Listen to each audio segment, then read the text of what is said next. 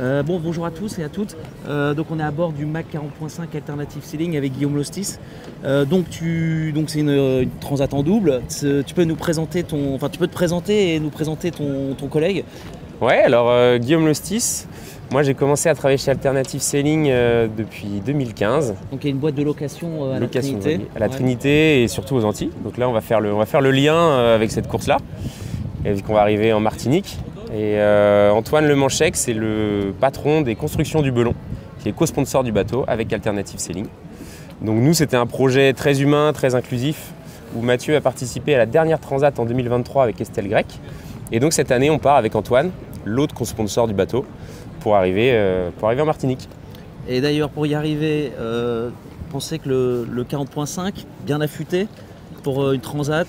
Ouais, là on a un bateau qui a déjà fait la route en 2023, donc on commence à l'avoir bien en main, il est fiabilisé. Ce modèle-là, c'est le modèle polyvalent, on va dire. C'est pas toujours le plus rapide, mais il n'a pas de trou, donc pour faire une transat, on sait qu'on n'aura pas de coup dur. Et surtout, c'est un très bon bateau de championnat, la classe 40. D'accord, donc c'est-à-dire que sur le championnat, il est bien classé là. Sur le championnat, il y en a 2 ou 3 dans les 5. Ouais, donc c'est plutôt bon signe. Ouais. Donc c'est-à-dire qu'en moyenne, c'est des bateaux qui se classent bien, quoi. C'est des bateaux qui se classent bien et surtout, c'est un bateau qui est très sécurisant avec un cockpit profond, des pavois sur les côtés, donc on n'a pas trop d'eau sur le pont, on peut se déplacer. Et c'est un bateau qui est costaud dans lequel on peut bien taper. Sur lequel on peut bien tirer, quoi. Ouais, c'est ça. Du coup, vous visez quoi un petit peu là, votre objectif sportif? Nous, sur la saison, on est actuellement 4e du championnat classe 40. On a fait 2e du trophée européen et on s'est classé dans les 5 la grande majorité des courses cette année.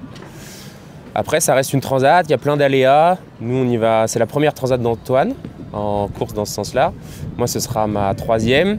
Une certaine expérience quand même. Un petit peu, mais c'est notre première transat Jacques Vabre à tous les deux. On sait que c'est une course qui est exigeante, avec un nouveau parcours cette année vu qu'on passe aux Açores. Donc route nord, route sud, on verra. La porte peut être ouverte potentiellement. C'est ça. Donc le jeu est large, il y a un plateau qui est très relevé, beaucoup de bateaux récents. Donc on va essayer de prendre un maximum de plaisir, on va jouer devant, on veut animer la course. Et on verra à l'arrivée ce que ça donne. Sans pression, quoi. Sans pression, on va décontracter. Cool. Ça, c'est important. Et comment ça se passe, les rôles à bord? Les rôles à bord, ça varie. De toute façon, on n'est que à 2, donc il faut être polyvalent. Chacun va prendre sa part. Il n'y a pas quelqu'un qui est plus à l'aise avec la météo? Un peu plus la météo et Antoine un peu plus les manœuvres sur le pont, en numéro 1.